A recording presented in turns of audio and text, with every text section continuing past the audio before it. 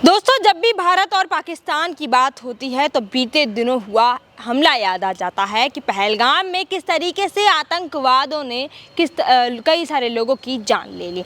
वहीं आपको बता दें कि इस पूरी बात में जब हम याद करते हैं तो तनावपूर्ण स्थितियां भी याद आ जाती हैं कि सरहदी इलाकों में किस तरह से पूरा माहौल है वो बना था, आम जन क्या सोचते थे और वहाँ पर अपने अपने जो भी बचाव कार्य, राहत कार्य चलाए जा रहे थे उनमें क्या कुछ निकल कर आया था।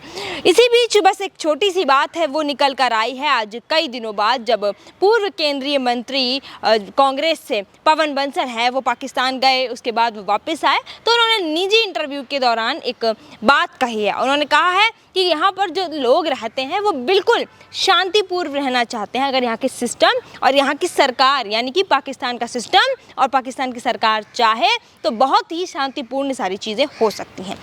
लेकिन आपको भी याद होगा कि किस तरह से तमाम वीडियोज़ हैं सोशल मीडिया के माध्यम से निकल कर आ रहे थे कि वहाँ के प्रधानमंत्री, वहाँ का सिस्टम, वहाँ के आतंकवादी की सोच भारत के लिए क्या है।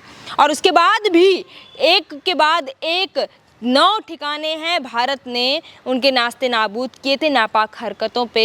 किस तरह से एक तरीके से बेड़ा गर्क हो गया था उनका, वो हम सभी को याद होगा क्योंकि ये भारत के लिए बड़े ही गर्व की बात थी। लेकिन वहीं दूसरी ओर प्रधानमंत्री नरेंद्र मोदी यानी कि हमारा देश, हमारे देश के मुखिया कह रहे हैं कि हम कभी नहीं चाहते हैं कि भारत किसी को भी किसी भी तरह की चोट पहुंचाए। हम चाहते हैं कि सम्मान से बात हो, सम्मान से हम बात करें, सारी चीज़ें हैं वो बिल्कुल नॉर्मल तरीके से चलें, चाहे वो देश के किसी भी कोने में हो, चाहे वो देश का कोई भी सरहदी इलाका हो। लेकिन भारत हमेशा आगे बढ़ने की कोशिश करता है, लेकिन पाकिस्तान हमेशा है वो आतंकवाद की पनाह रखता है, नापाक हरकतों का कभी बाज नहीं आता है। ऐसी बातें हैं वो पवन बंसल ने बोली और जो कि कहीं ना कहीं सत्य भी हैं।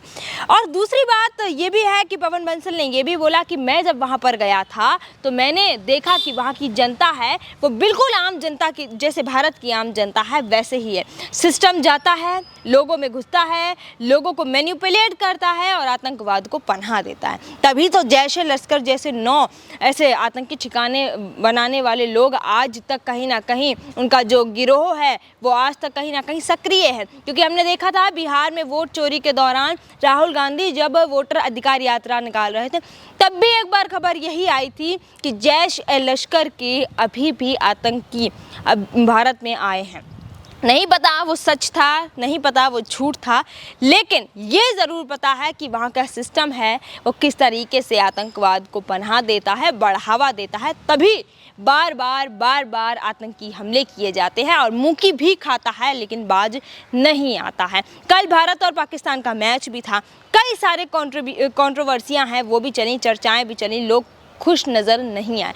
जिनको नागवार गुजरी उन्होंने कई सारी चर्चाएं हैं वो सोशल मीडिया पर की। इससे पहले वाला मैच था तब भी हाथ नहीं मिलाया गया था भारत और पाकिस्तान के बीच में, वजह सिर्फ पहलगाम हमला।